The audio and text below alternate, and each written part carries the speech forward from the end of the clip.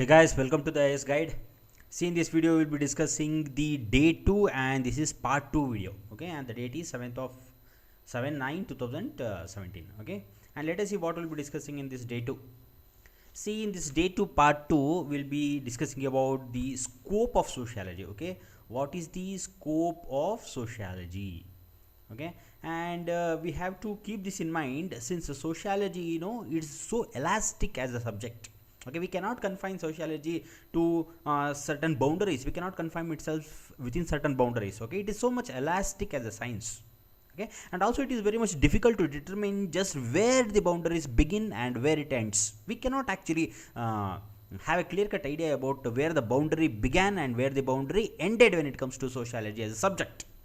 Okay, but anyway, there are two main school of thoughts regarding the scope of sociology. Okay, and those two school of thoughts, the first one is known as the specialist school of thought and the second one is known as synthetic school of thought. Okay, there are two school of thoughts.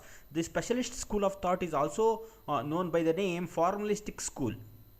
Okay, these are the two school of thoughts which actually define the scope of sociology, and it is very important exam point of view also. Okay, and let us first discuss about the specialist view. Okay, that is specialist school of thought when it comes to scope of sociology.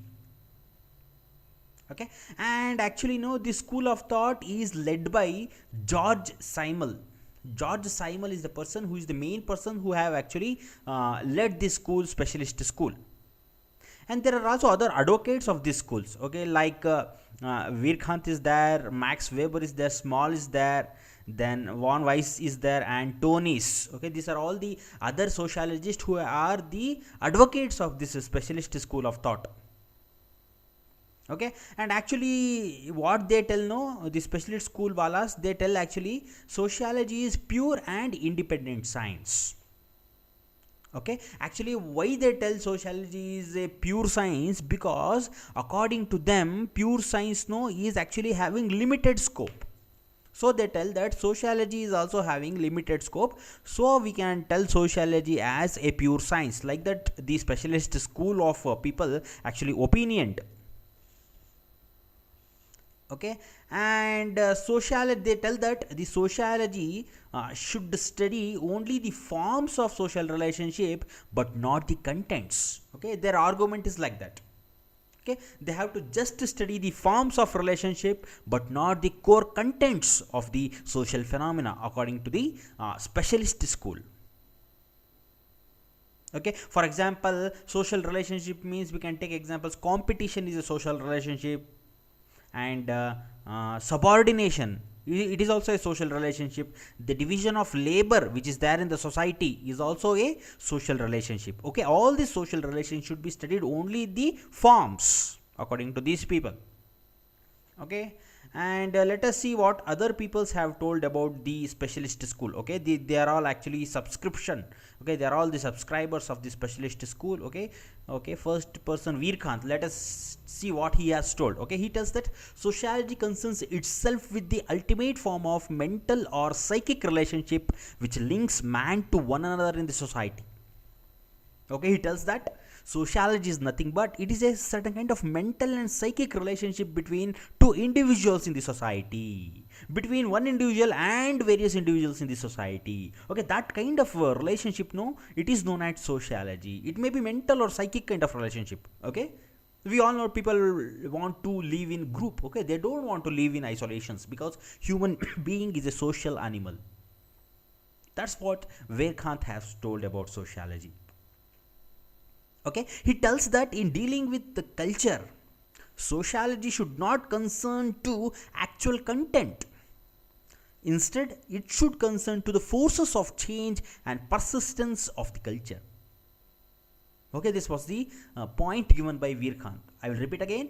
According to Virkant, he also tells that in dealing with an example like culture, sociology should not only concern with the actual contents.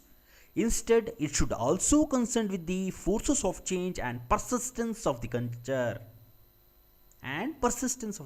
Okay, that's what Virkant actually opinioned about the sociology and the concept of culture. Okay, and let us see what Max Weber have opinioned about the specialist school. Okay, he tells that the aim of sociology is to interpret social behavior. Okay, and also he tells that social behavior, no, that does not cover the whole field of human relationship. Okay, social behavior means social behavior does not cover whole field of human relationship. Okay, social behavior concerns the individual. That's the reason we can call sociology as a specialist school. That is the opinion given by the Max Weber.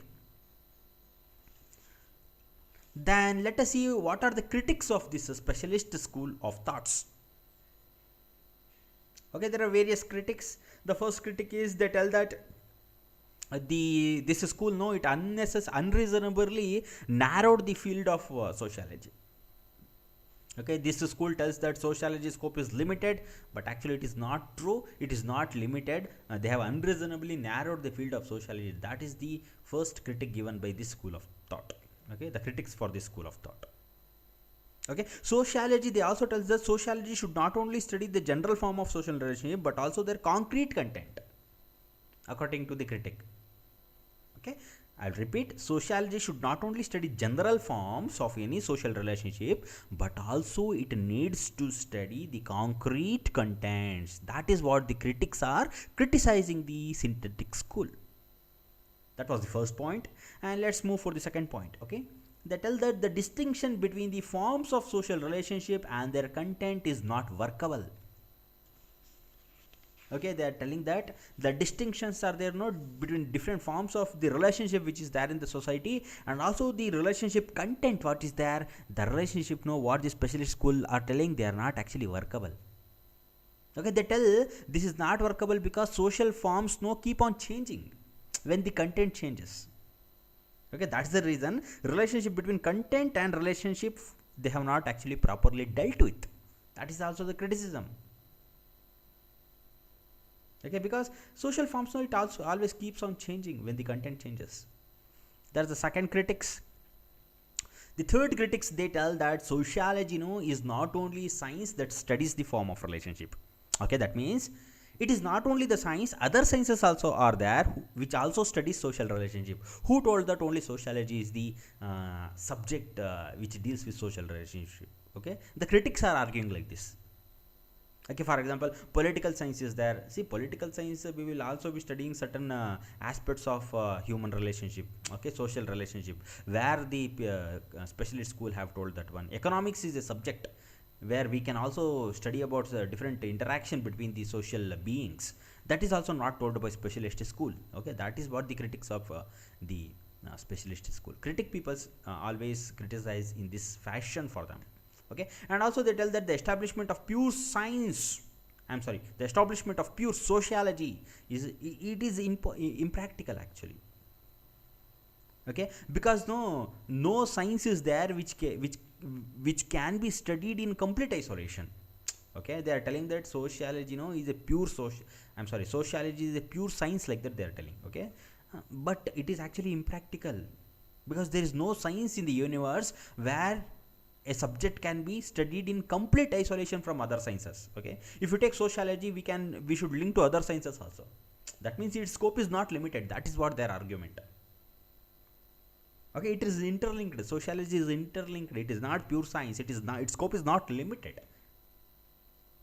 Okay, we cannot study sociology in isolation. That is what the last critic of the school. Okay, that's it. Let's move on to the next school. Okay, the second school which I have told, that is synthetic school. See, when it comes to synthetic school, the main persons who have subscribed to this school are Emil Durkheim, then Hobhouse, Ginsberg, Sorokin. Okay, these are the very famous sociologists who have subscribed to this second school, synthetic school.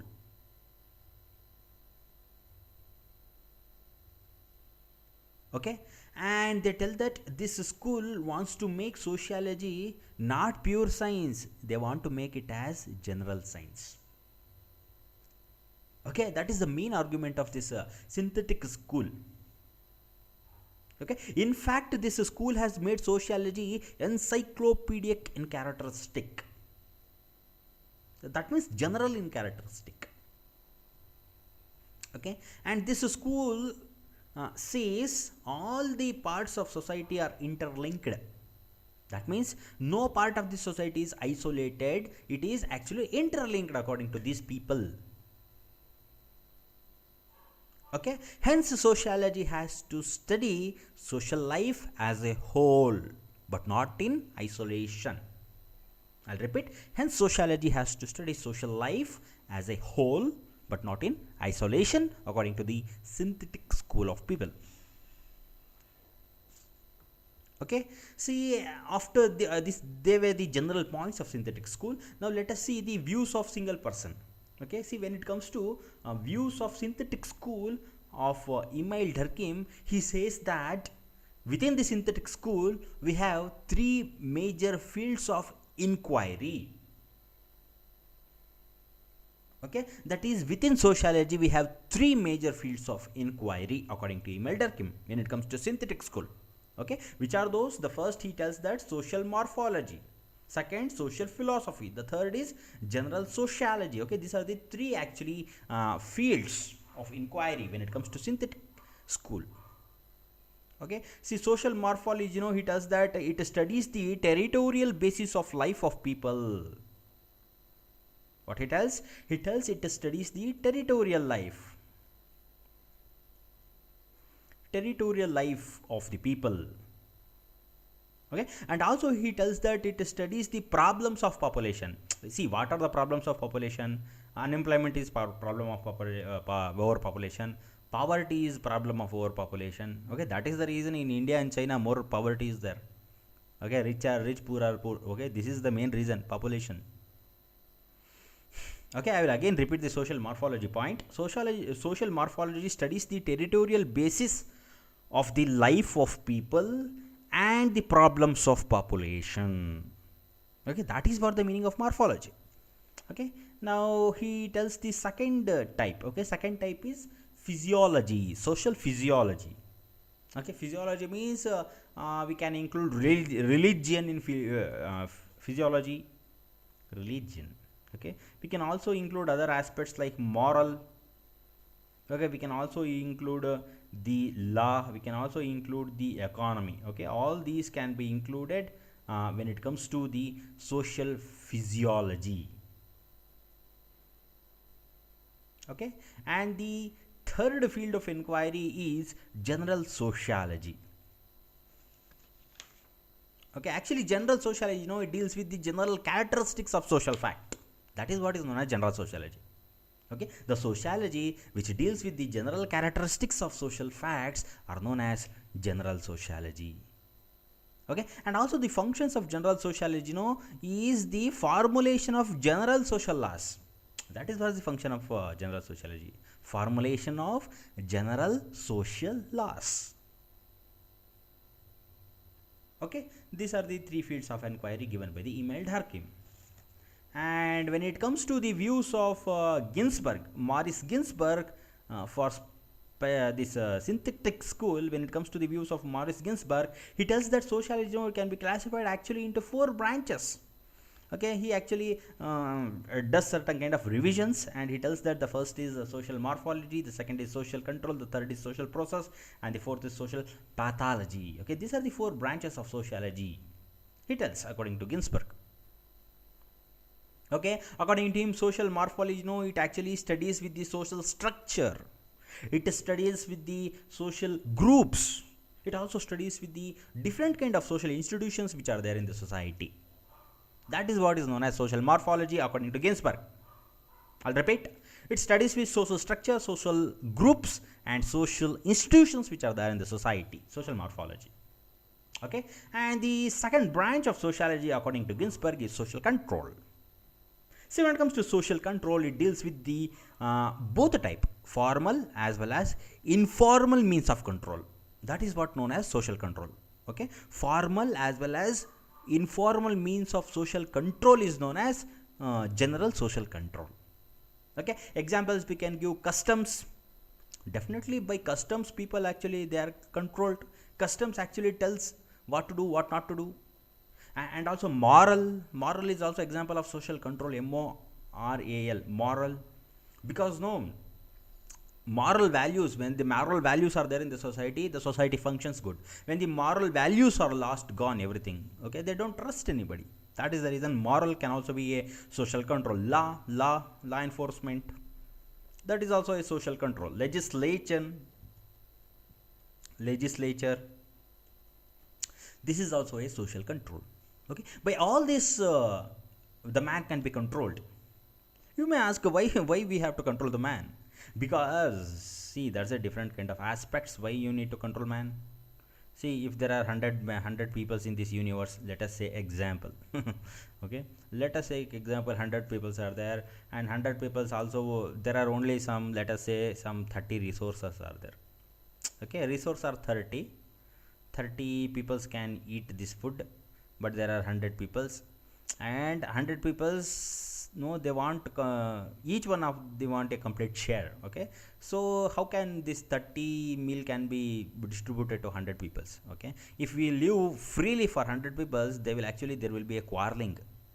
Okay, there will be a quarreling and unrest in the society. People fight each other in the streets if this kind of social control is not there. That's the reason what the government will do, or what government is what. Okay, actually we can tell government means actually made up of people. Okay, in democratic setup, that means what the government will do is they will share this 30 and they will divide, and they will actually distribute this 30 among this 100 based on, definitely inequality will be there. Okay, they will not actually give this 30 food equally for 100, they will not divide equally. Okay, certain big share will be there, certain small share will be there, but anyway 100 will be fed, and some of the people will not be fed also. Okay, that's the reason. And definitely there will be inequalities. The resource will be allocated by inequalities only by seeing their actually capabilities. Okay, more worthy peoples will be getting more share, and less worthy peoples will be getting less share. Okay, that's a different concept. That is what is known as social control. Okay, and the third branch of sociology is social process, according to Ginsberg. Okay, social process, what is the meaning of social process? It is nothing but different modes of interaction between people, that is known as process. Process means what? Okay, social process means the way people are interacting in different way in the society, that is what known as social process. Example, we can take cooperation. Cooperation is also a social process. Okay, if there is no cooperation in the society, nothing can work. Okay, competition, definitely there should be an open competition type in society. Okay, then only people's actually work. Okay, that is known as social process. And definitely conflict is a part of social process. Okay, if there is no conflict, there will be conflict. That's the reason there is police setup. Why police setup is there, why politics is there, definitely there will be conflicts. That's the reason. And we cannot consider conflict as a negative. Okay, we can tell that there should be less conflict in the society, but without conflict also society, we cannot tell that it's going in the right manner. And huge conflict should also be not there in any societies. Okay, conflict can also be told as social process. And the fourth category of sociology is social pathology. Okay, see, social pathology is nothing but it is the study of social maladjustment and disturbances. That is known as pathology. Okay, the study of social maladjustments as well as the disturbances which are there in the society, that is known as social pathology. Okay, we can give example like poverty is social pathology. Okay, definitely poverty, nobody is happy with poverty. Okay, you tell me who wants to willingly go into poverty section. Okay, everybody wants to become rich. Okay, nobody wants to become poor. Okay, so poverty definitely, it's a disturbance and it is a maladjustment. People know in poverty they cannot actually find comfortable to live actually. Okay, basic needs will be least satisfied for the poverty people. Okay, and also crime rate. Crime is also a maladjustment. See, who likes crime? Nobody likes crime. Even the person who is doing crime, he don't likes crime. Okay, it is also a maladjustment and disturbances which are there in the society. It should be reduced. Okay, social pathology. These are the four divisions or branches of sociology according to Maurice Ginsberg. Okay, and that's it. And Ginsberg, he also tells about the functions of sociology. Okay, and according to him, these are the three functions of sociology. Okay, Ginsberg tells that sociology, it seeks to produce or provide a classification of types and forms of social relationship. Okay, it actually classifies. It actually classifies the types plus the forms of social relationship. Okay, and he also tells that sociology, it tries to determine the relation between different factors of social life. Okay, different factors of social life means we can take economic and political. What are the relationship between economic sociology and political sociology? What are the relationship between economics and politics? Definitely economic and politics are interrelated. They are not actually separate kind of things. Politics is very much dependent on the economic factor. Economic factor is usually dependent on the politics. Okay, it tries to determine the relation between different forms of social life like economic and politics, moral and religion, okay, other types. And the third is sociology tries to disentangle the fundamental condition of social change.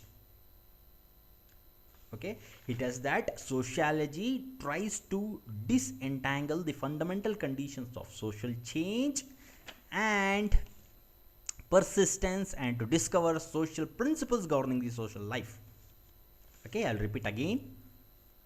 Sociology tries to disentangle, that means separate itself, the fundamental conditions of change and persistence, okay, and discover social principles governing the social life. Okay, this is the third function given by the Ginsberg, the functions of sociology. Okay, that's it. This completes the sociology scope. Okay, this topic completes the scope of sociology. Okay, and also we should keep in mind that the scope of sociology, it is very vast actually. The scope of sociology is very vast. We cannot actually tell that what we have discussed is the only scope. We cannot tell that. Okay, academic point of view we have discussed. Academic, whatever is there in the UPSC syllabus we have discussed, and whatever they can ask in UPSC exams we have discussed. Okay, in reality we cannot actually limit the scope of sociology. It's vast, it is very vast. Okay, and it studies all the aspects of society such as social process, conflicts, changes, stratification, etc. Okay, economic sociology, many aspects of society is there. Okay, all the aspects it will study in deeper forms in reality. So scope is very vast, and for academic purpose we have limited and we have explained here for exam point of view. Okay, that's it guys. This was the end of part 2, day 2. Okay, let's meet in part 3, okay, in the next video. Okay, till then, bye, and let's meet in the next video. Okay.